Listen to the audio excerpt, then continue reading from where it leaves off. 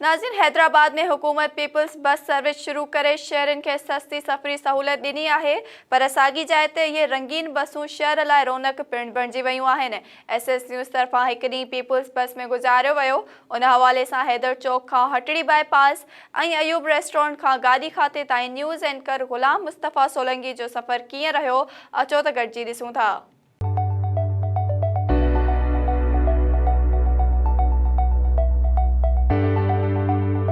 बस ऐसा महसूस कर रहा है जैसे जहाज में बैठा है। बस सिर्फ इहो थोड़ो मसलो टाइमिंग जी ख़बर नथी पए। जेको वण आहिनि इहो असांखे ॾाढा तकलीफ़ ॾियनि था। 50 रुपया लास्ट टिकट आहे, नंढे में नंढी टिकट जेकी आहे 30 रुपया आहे। हाणे ग़रीबनि लाइ भली शइ आहे। जी नाज़रीन, असां मौजूदु आहियूं हैदराबाद में हलंदड़ जेके हीअ पीपल्स बस सर्विस आहे, उन में गवर्नमेंट तरफ़ां आवाम जी सस्ती सफ़री सहूलियत जे लाइ हीअ पीपल्स बस सर्विस शुरू कई वई आहे, जेका हितां हैदर चौक खां शुरू थिए थी। उहा मुख़्तलिफ़ रूटनि खां थींदी हटड़ी बाईपास अयूब रेस्टोरेंट ताईं पहुचे थी ऐं उन अयूब रेस्टोरेंट खां पोइ वरी उतां हर 10 मिंटनि खां पोइ 15 मिंटनि खां पोइ हीअ जेका पीपल्स बस सर्विस आहे उहा निकिरी ऐं सफ़र करे थी। ऐं आवाम जी सहूलियत लाइ ही ख़ूबसूरत बसूं जेके आहिनि उहे शहर में हलाई वियूं आहिनि। हिन ख़ूबसूरत बसुनि सां इहो थिए थो त हिकु त शहर जी रौनक में इज़ाफ़ो थिए थो त गाड़ियूं पीलियूं ऐं नीरियूं जेके बसूं आहिनि उहे शहर में हलनि थियूं ऐं उन सां शहर जी रौनक बि थिए थी। ऐं इन सां गॾोगॾु आवाम खे इहा सफ़री सहूलियत मिले थी सस्ती, छाकाणि त हीअ पहिरीं त हिन बस जी जेको किरायो हुयो उहो हैदर चौक खां हटड़ी ताईं जिते बि रूट ते माण्हू लहे उनजो 50 रुपया मुक़ररु कयो वियो। पर जॾहिं त हाणे इन जो जेको आवाम जी सहूलियत जे लाइ इहो कयो वियो आहे त विच ते गिदू चौक ताईं माण्हू जेकॾहिं लहे थो त उनजो 30 रुपया किरायो वरितो वञे थो ऐं उनखां पोइ जेकॾहिं बाक़ी जिते सफ़र करे थो त पोइ उन फ़ी माण्हू 50 रुपया आहे। पर उनजे बावजूदि बि असां इहो ॾिठो आहे त हिते जेका पीपल्स बस सर्विस आहे उन बस सर्विस में माण्हू जेको सफ़र घटि कनि था ऐं उहे अक्सर बसूं जेके आहिनि उहे हिन रूट ते ख़ाली नज़र अचनि थियूं ऐं उहे हितां माना हलंदे असां ॾिठो आहे त उन में घटि माण्हू सफ़र कनि था, जॾहिं त हीअ आरामदाह सफ़र बि आहे ऐं माण्हुनि जी सहूलियत जे लाइ बि आहे, छाकाणि त हिन बस में ॾाढो इज़ीली माण्हू वेही सघे थो ऐं हिते लेडीज़ बि सुठे नमूने सां सफ़र करे सघे थी। ऐं हिते जेको आहे सो माण्हुनि जे वेहण जे लाइ सीटूं ॾाढियूं कुशादियूं रखी वियूं आहिनि ऐं हिन बस में वेहण सां माण्हू इहो अहसासु थिए थो त हिकिड़े वॾे शहर में माण्हू जेको आहे सो मौजूदु आहे। ऐं हिन वॾे शहर में हितां जेके बसूं हलनि थियूं, जीअं कराची जी तिर्ज़ अमल ते हैदराबाद में बि इहे पीपल्स सर्विस बस सर्विसूं हलायूं वियूं आहिनि, छाकाणि त कराची में बि ॾिसो त केतिरियूं ई जेके आहिनि इहे मुख़्तलिफ़ रंगीन जेके बसूं आहिनि उहे आवाम जी सहूलियत लाइ हलायूं वियूं त आवाम ॾाढो उन मां मुतमिन ऐं ख़ुशि हुयो। पर हाणे हिते जॾहिं हैदराबाद जे मुख़्तलिफ़ रूटनि ते इहे बसूं हलणु शुरू थियूं आहिनि त इते बि असांखे उहो आवाम ॾाढो मुतमिन नज़र अचे थो। पर जंहिं हिन में सफ़र कयो आहे उनखे इहा ख़बर आहे त हीअ बस सर्विस केॾी ख़ूबसूरत सफ़र आहे ऐं सस्तो सफ़र आहे, छाकाणि त जेकॾहिं माण्हू हितां रक्शे में सफ़र करे थो त मुख़्तलिफ़ हंधनि खां माण्हू जॾहिं वञे थो त उते रक्शो 150 खां 200 रुपया वठे थो। पर हीअ थोरी क़ीमत ते 50 रुपए जी क़ीमत ते माण्हू आसानी सां ऐं आरामदाह सफ़र करे सघे थो। ऐं हीअ पीपल्स बस सर्विस गवर्नमेंट तरफ़ां जेके शुरू कयूं वयूं आहिनि उन्हनि जो इफ़्तिताह थोरे अरसे में थियो आहे, पर इन खां पोइ जेके बसूं हलनि थियूं आहिस्ते आहिस्ते माण्हुनि में इहा सुजागी पैदा थिए थी त हीअ जेके पीपल्स बस सर्विसूं इहे अवामी बसूं आहिनि। पर आम माण्हुनि खे अञा इहा ख़बर न आहे त हेॾियूं ख़ूबसूरत बसूं जेके आहिनि हीअ के बुकिंग में वञनि थियूं या मक़सदु आहे त हीअ के आवाम जी सहूलियत लाइ लॻायूं वियूं आहिनि।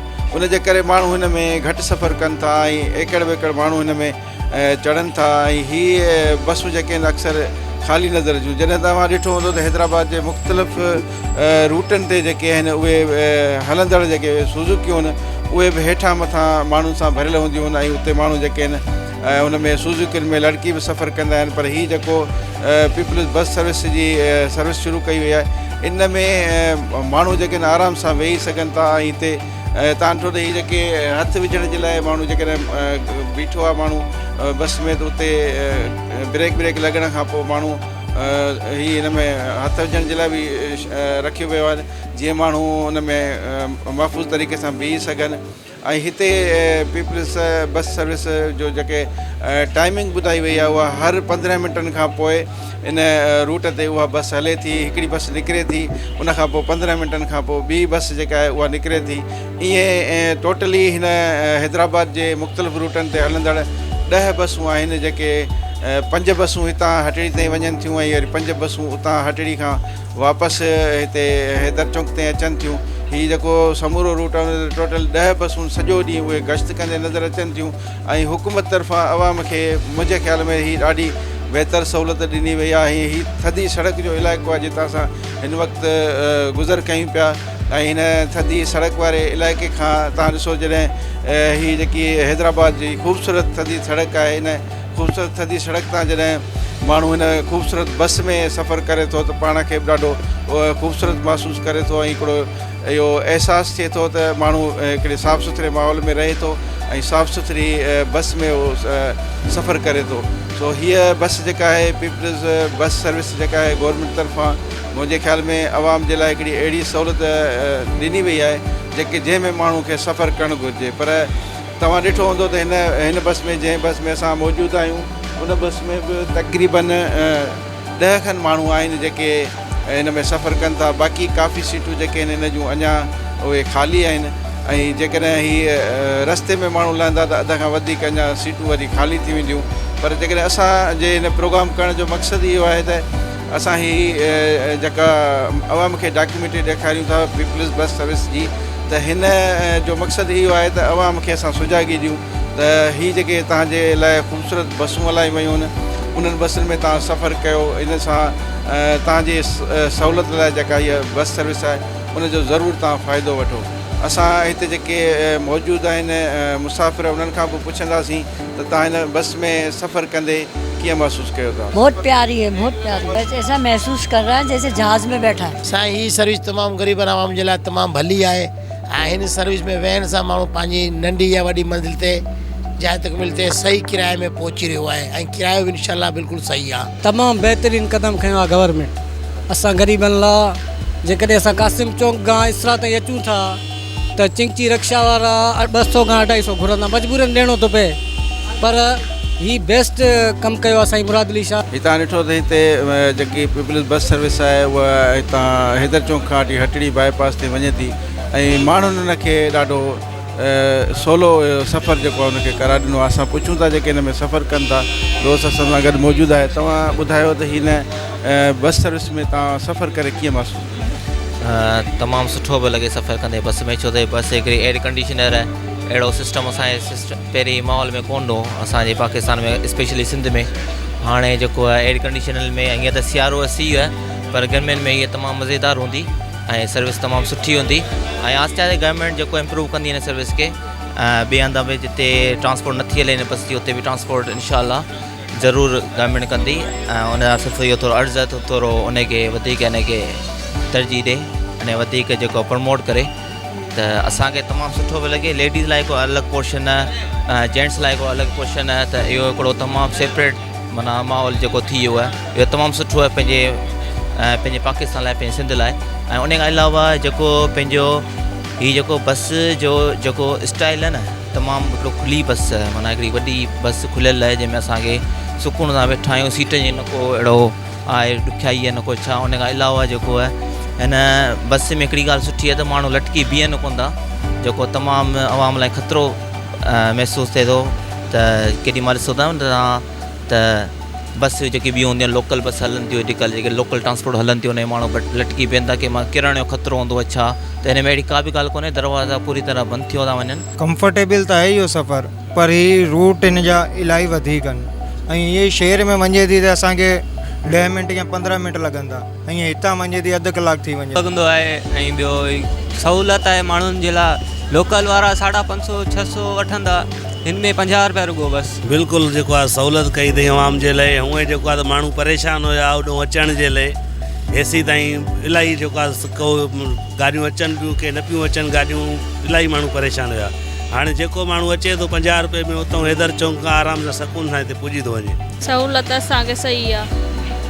बस की सर्विस बहुत अच्छी है कि 50 रुपीज़ में हमारा सफ़र पूरा हो जाता है और माहौल भी अच्छा है, एसी है और सिक्योरली हम सेफली हमें अपने पेरेंट्स इसमें बिठा सकते हैं। ना लोकल बसेस में यही मसला था कि माहौल बहुत अजीब होता था, तो बस अच्छी बात है, ये अच्छी सर्विस हुई हुई है। जी नाज़रीन, तव्हां ही लेडीज़ जूं ॻाल्हियूं ॿुधियूं त हुननि जो इहो चवणु आहे त असां पंहिंजी सर्विस ते जॾहिं ड्यूटी ते अचूं था उनखां वापसी ते असांखे सफ़र जी ॾाढी ॾुखियाई थींदी हुई ऐं हिन सफ़र दौरान असां 150 खां 200 किरायो भरे रक्षनि ते घर ताईं पहुचंदा हुआसीं, पर हीअ हिकिड़ी महफ़ूज़ ऐं जेका सस्ती सफ़री सहूलियत मिली आहे, इन मां हुकूमत जिन क़दम खे हुननि साराहियो आहे। असां वटि हिते मौजूदु आहे जेको कंडक्टर आहे, जेको टिकट ॾेई पैसा वसूल करे हुनखां पुछूं था त अवाम मां हिन खे के शिकायतूं त न आहिनि। मां गाॾी जेको टाइम आहे 15 मिंट खां पोइ गाॾी निकिरे थी, रास्ते में को मसइलो थी वञे, गाॾी जो रोड ब्लॉक थी वञे, इन करे गाॾी लेट थी वञे थी। बाक़ी गाॾी जो हर गाॾी जेको 15 मिंट खां पोइ निकिरंदी आहे। जेको साईं जेको वण आहिनि इहो असांखे ॾाढा तकलीफ़ ॾींदा, रोड थी क्रॉसिंग जे लाइ पोयां गाॾी ईंदी आहिनि, कारूं वारूं साइड न ॾींदा त पोइ उहो हारून ॾींदा आहिनि। इन वण जेको आहे इहो असांजे लाइ थोरो हटाए छॾियो। नाज़रीन, तव्हां हिते जेके पीपल्स बस सर्विस में सफ़र कंदड़ माण्हुनि जूं ॻाल्हियूं ॿुधियूं त हिननि जो इहो चवणु आहे त हीअ जेके हैदराबाद में तमामु सुठी सहूलियत जेका ॾिनी वई आहे उन सहूलियत जो अवाम खे फ़ाइदो वठणु घुरिजे। ऐं छाकाणि त असां पहिरीं ॾिठो त माण्हू हिन में सफ़र घटि पिया कनि, पर हाणे जीअं जीअं माण्हुनि खे इहा ख़बर पए थी त हीअ ख़ूबसूरत बसूं जेके आहिनि अवाम जे लाइ हलाई वियूं आहिनि, त हिन में माण्हुनि सफ़र करणु शुरू कयो आहे। ऐं अक्सर माण्हुनि जो इहो चवणु आहे त हीअ ऑटोमेटिक सिलसिलो हिन बस जो जेको आहे दरवाज़नि जो या मुकमल एसी सर्विस आहे, त हिन में अवाम खे बिल्कुलु सहूलियत मिले थी।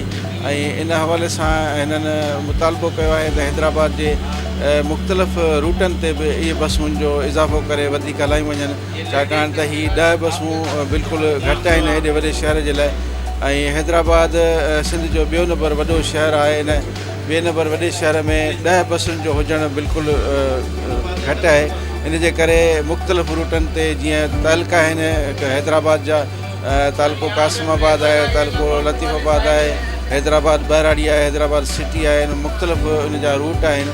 पर हीअ डिघे रूट ते जेको हैदर चौक खां हीअ रूट शुरू थिए थो, हटड़ी बाईपास ताईं वञे थो। असां जीअं सफ़र कयो त हाणे असां कासिम चौक ताईं पहुता आहियूं ऐं हिन कासिम चौक ताईं माण्हुनि खां जेके असां राय वरिती त माण्हुनि जो इहो ख़्यालु हुयो त हीअ बस सर्विस सुठी आहे, पर इन खां अञा अॻिते जेको आहे सो पंहिंजो माण्हू सफ़र कंदा ऐं वधीक हिननि बसुनि जी घुरिज आहे। जेकॾहिं अञा बि हीअ 10 बसूं 10 खां पोइ जेकॾहिं 25 बसूं ॿियूं बि ॾिनियूं वेंदियूं त बि अवाम लाइ घटि थींदियूं, छाकाणि त हीउ तमामु वॾो आबादी वारो शहर आहे हैदराबाद।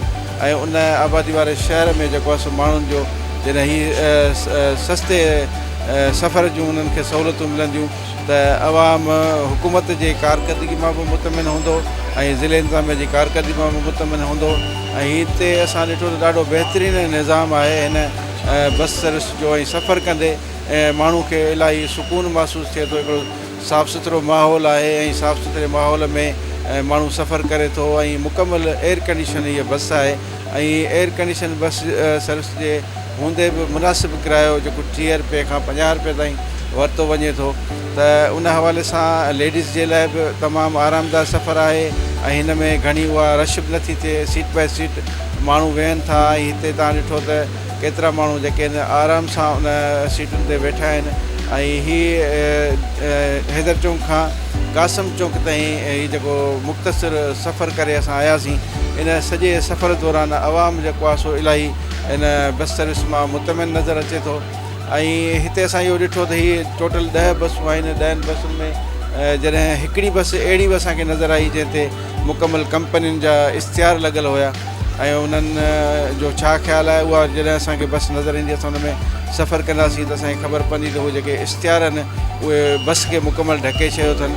ऐं हीअ बस साफ़ु सुथरी आहे, साफ़ु आहे, हिन में के बि इश्तिहार लॻल कोन्हनि के, पर माण्हुनि जो जेको सो अच वञ आहे, माण्हू लहनि था चढ़नि था अचनि था वञनि था।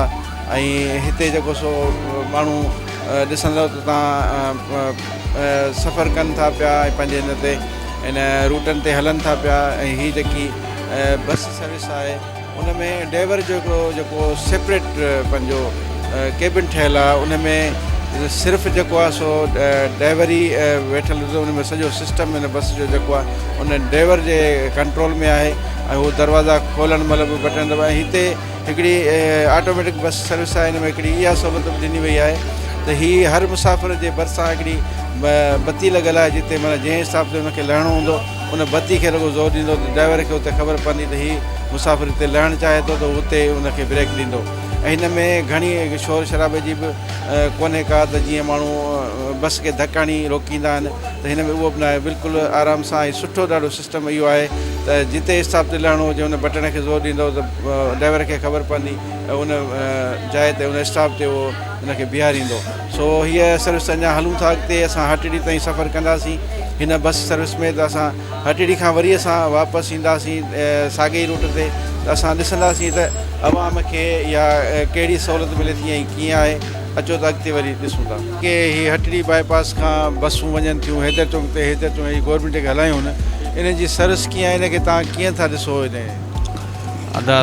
अस्सलाम वालेकुम, मुंहिंजो नालो आसिफ़ अली आहे, मां पाण वकील आहियां ऐं मुंहिंजे चवण जो मतिलबु इहो आहे त बस त ॾाढी तमामु बहितरीनु सर्विस आहे, पर हिन में जेके ड्राइवर वग़ैरह आहिनि जेके भर्ती कया अथनि उहे ॿाहिरि जा आहिनि। हितां मुंहिंजी इहा सिंध गवर्नमेंट खां इहा मुतालबो आहे त जॾहिं सिंध में हेॾी बेरोज़गारी आहे त उन हवाले सां सिंधी ड्राइवर रखिया वञनि। नाज़रीन, असां इहो हैदर चौक सां जेको पीपल्स बस सर्विस में सफ़र कंदे असां हिते हटिड़ी बाईपास ते पहुतासीं। हटिड़ी बाईपास ते उन बस खे छॾे करे असां हिकिड़ी ॿी जेका पीपल्स बस सर्विस आहे उन में असां सफ़र शुरू कयो आहे। हाणे हटिड़ी बाईपास खां हीअ जेका बस सर्विस आहे इहा वरी हैदर चौक ते पहुचंदी, पर असांखे हिन बस में थोरी तब्दीली इहा नज़र आई त हिन बस जे जेको ॿाहिरां लुक आहे उहो हिकिड़े पैम्पर जे इश्तिहार सां सॼो ढकियलु आहे ऐं हूअ जेका पहिरीं बस जंहिंमें असां सफ़र कयोसीं उन में को बि इश्तिहार लॻल न हुयो, पर हिन बस में जेको आहे सो पोयां अॻियां साइड खां जेके आहिनि सो हिकिड़ो इश्तिहार लॻल आहे कंपनी जो, जंहिंजे करे हीअ बस सर्विस पंहिंजी ख़ूबसूरती जेका आहे सो विञाए चुकी आहे। ऐं मां सम्झां थो त हीअ हिकिड़ो इश्तिहारी जेका मुहिम आहे उहा कंपनियुनि जी मुख़्तलिफ़ शयुनि ते हूंदी आहे, पर हीअ हिकिड़ी नई बस सर्विस आहे जंहिं ते माना सम्झो त हिननि कंपनी वारनि पंहिंजो पैसा ॾेई इश्तिहार ते लॻारायो आहे, पर हिन सॼी जेका बस सर्विस जी ख़ूबसूरती आहे उन बस जी ख़ूबसूरती उहा इश्तिहार जेके आहिनि ख़तमु करे छॾनि था। ऐं ईअं लॻे थो त हीअ जेका पीपल्स बस सर्विस हुई उन खां का अलॻि हटी करे का नई बस आहे, पर ॿुधायो वञे थो हिन रूट ते 10 बसूं आहिनि जेके पीपल्स बस सर्विस जे हवाले सां हलनि थियूं, पर उन्हनि 10 बसुनि मां हीअ हिकिड़ी बस आहे जंहिं ते इश्तिहार लॻियल आहिनि ऐं हीअ इश्तिहार हुनखे बस ॼण हुन 10 बसुनि मां ई अलॻि करे बीहारीनि था। त आवाम जो बि इहो ख़्यालु हो, माण्हुनि जो बि इहो ख़्यालु हो त हीअ जेकी इश्तिहारी मुहिम आहे उहा इन बसुनि ते न हलाइणु घुरिजे, छाकाणि त हीअ बसूं हिकिड़ी ख़ासि हुकूमत जी सुञाणप आहिनि ऐं छाकाणि त हुकूमत जूं केतिरियूं ई उणायूं हूंदियूं आहिनि, पर हीअ जेका बस सर्विस शुरू कई आहे या आवाम जी जेका सहूलियत लाइ जेका शइ थिए थी उहा जेका सुठी शइ हुकूमत करे उनखे बि साराइणु घुरिजे। आवाम हुकूमत जे हिन क़दम खे तमामु घणो साराहियो आहे ऐं उन इहो चयो आहे त हीअ बस सर्विस जेका आहे बहितर अंदाज़ में हली रही आहे ऐं आवाम खे उन जूं सहूलियतूं मिलनि थियूं। इन जे करे हुकूमत जे हिन क़दम खे असां बि साराहियूं था, पर हीअ जेका इश्तिहारी मुहिम उनखे असां बि बहितर नथा सम्झूं, छाकाणि त जेका इहा इश्तिहार लॻियल आहिनि उन सां हिन बस पीपल्स बस सर्विस जो जेको आहे सॼी सूंहं ख़तमु थी वञे थी।